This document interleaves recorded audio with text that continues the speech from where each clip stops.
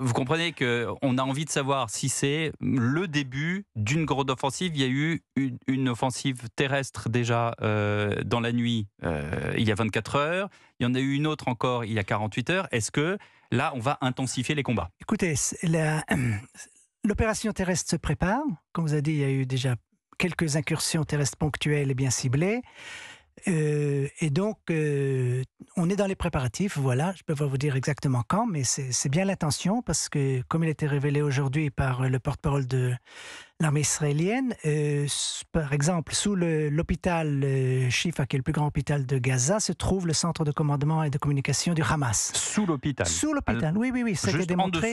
Juste en dessous. Dans les souterrains? Dans les souterrains. Donc ça, bien sûr, on ne va pas bombarder. Il faut, dans ce cas-là, une opération sur le terrain, chirurgicale, qui peut arriver juste là où il faut pour détruire cette Donc infrastructure. une opération terrestre. Une opération terrestre, oui. Terrestre, mais pas massive, comme j'entends parler de temps en temps. Donc des commandos plutôt. Plutôt des commandos, plutôt des voilà, je dis bien chirurgicales et bien ciblées, parce que bien sûr on doit éviter toute perte civile, et c'est le but principal de ces opérations et de tous les préparatifs qui sont en train d'être mis en place. Donc Raphaël Morave, quand il y a quelques semaines sur les plateaux de télévision et de radio, vous disiez l'offensive de Tsahal, elle est imminente, les plans ont changé maintenant? Non, je pense pas. Non, simplement. Les plans ont changé parce qu'on a découvert qu'il y avait plus de 200 otages, notamment des otages français, que le président français est allé au Proche-Orient, une tournée également est allée en Israël. Il a déclaré d'ailleurs mercredi que ce serait une erreur, une grande offensive de Tsahal. Qu'est-ce que vous avez à répondre au président de la République de France? Alors, premièrement, l'enlèvement des otages, ça on le sait depuis le 7 octobre, c'est pas quelque chose qui a été découvert plus tard.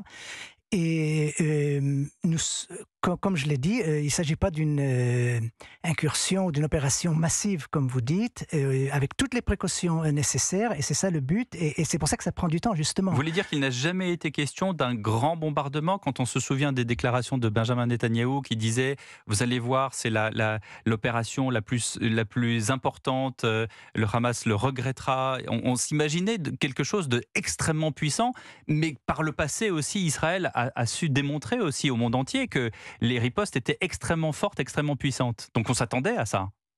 Alors, premièrement, vous avez déjà mentionné que les tirs ont été d'envergure qui n'a été pas encore vue, mais on ne se comporte pas comme un éléphant dans un magasin de porcelaine. Voilà, c'est pas tout casser et tout baiser, ça va être avec de force et de détermination, parce que le but, cette fois-ci, est d'éradiquer tous les groupes terroristes de la bande de Gaza, le Hamas et autres, et ça, c'est ça qui va changer la donne.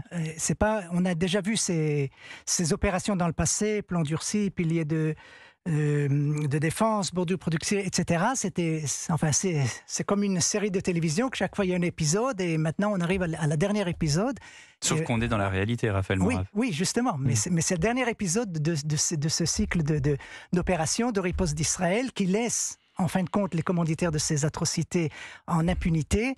Et cette fois-ci, ça va être plus le cas. Voilà, on va aller jusqu'au bout, c'est-à-dire éradiquer le terrorisme de la bande de Gaza pour que ça ne répète pas, et qu'on puisse enfin avoir une perspective de paix et de bon voisinage avec les Gazaouites qui souhaitent la même chose.